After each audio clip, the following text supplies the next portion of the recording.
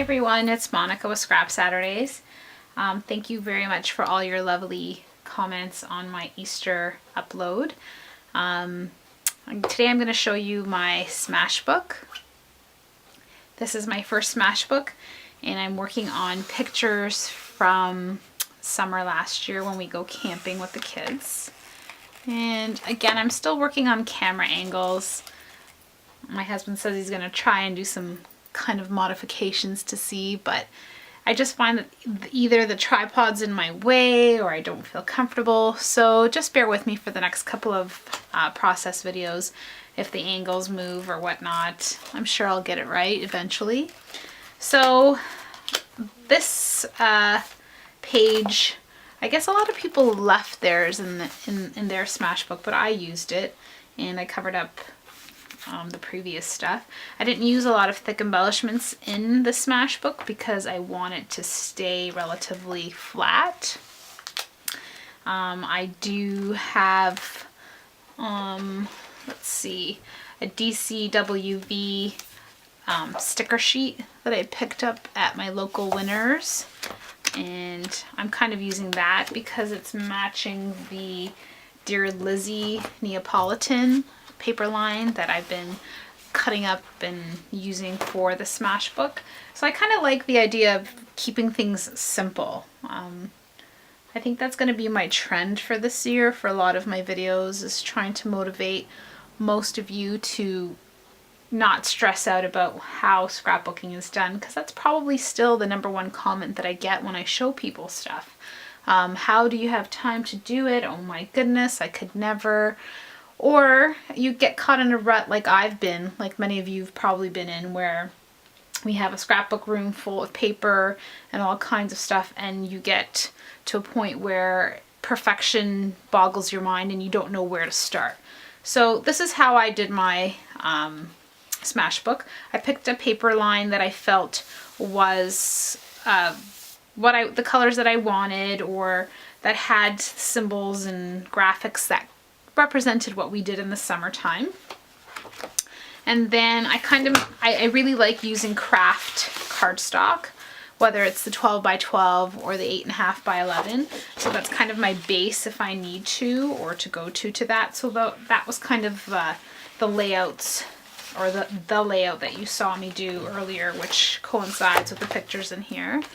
And then I'll kind of flip over here into my grab box, because you know that I do that. I've got a box or a basket that I throw everything into, and then I've got the smash stamp,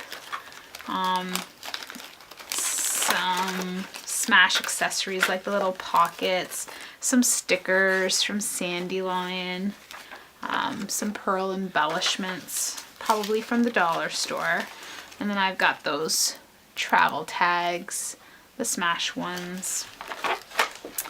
I've used the smash book tabs a lot, although I find that the adhesive on them doesn't really stick, or maybe I'm not using it properly.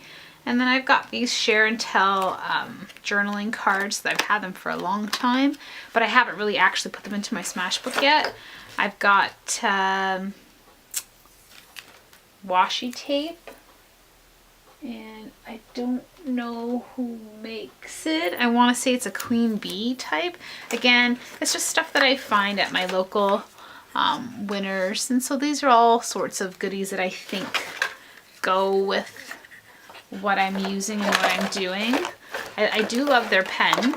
I have their pen here in my box for my journaling. So, and that's it. And then I've got my photos, which is the #1 rule for me. Please print your photos. Even if you just print 5 of your top favorite, print them and look at them, be inspired, and just do your thing. So back to the smash book. So I did do the first page, and I'm just going to flip through it and not really go through much, just to show you, I guess. Some of the photos were taken with my 35mm camera, so I had black and white film in there, and it was so exciting to get them developed because I didn't know what they were going to turn out to be, and they're probably some of my favorite pictures. I did use the Martha Stewart Heart Punch a lot in this book, and I really like it. I really like that, you know, it's easy to just punch it out and clip it up. And I did pick up the Michaels little heart punch too to go with that.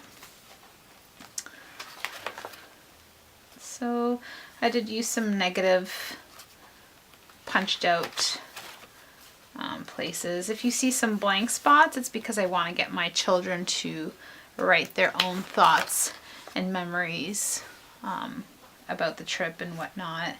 And again, these black and white photos are awesome because it literally was, we didn't know what kind of photos we were going to get.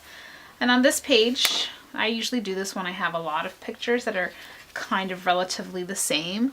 I try to do some kind of cascading or flip type book on the inside just to get it, you know, to fill more photos there.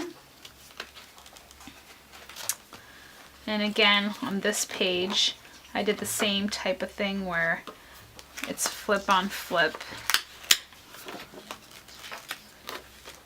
just to get more photos in there, but I didn't do any journaling on the back. There's just my kids and a lot of writing on that side. And on this side, I used some crackle paint from Tim Holtz. And I painted the hole underneath on that side too and let it dry. This is one of those Michaels dollar store bin. I've had this for centuries. And then my other trusty happy go-to punch is my butterfly punch. And then it's my star punch too that I really like to use. And that's on there. And again, there's this page, which is the top 10 page.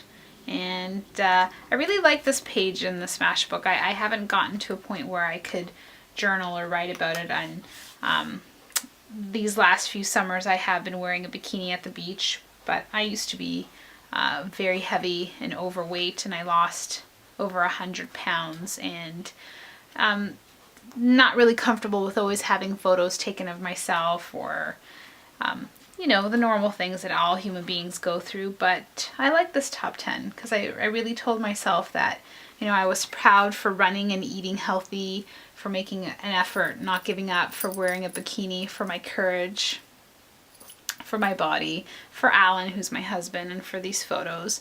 It takes a lot of support to go through a transition when you're taking care of yourself, no matter what age you are, but it also takes a lot of courage to decide to do something and stick to it. And I think maybe one day I'll kind of do like a little journal about it and maybe do some before and after photos to remind myself of, you know, where I've come from. But I still have a little bit to go, but that was my favorite part of this book so far, as weird as it is. But it kind of made me think, you know, I scrapbook for the kids all the time, but this page was for me.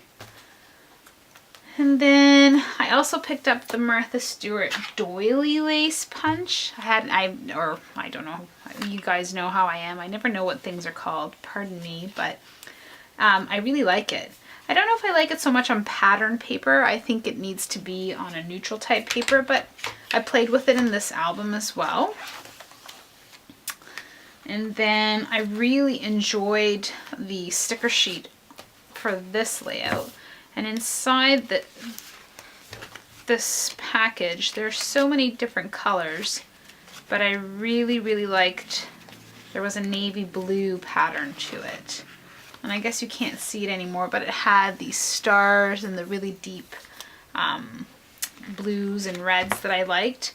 And it was very boy themed. So that's one of my favorite pages. And on this side, I picked up, and it's on the other side of the room, so I'll show you in another video, but I picked up the Martha Stewart round doily cutter, and this is the one that it came with, and I really liked it. That was my test one, but I liked it so much that I inked it up and stamped it with my handwriting stamp and put it down behind there to give my daughter a more girly girl page. And so this is where I've left off.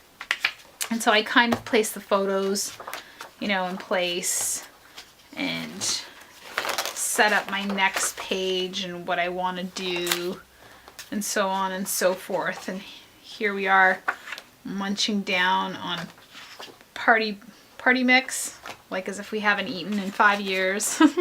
It's our favorite thing to do when we're at the beach.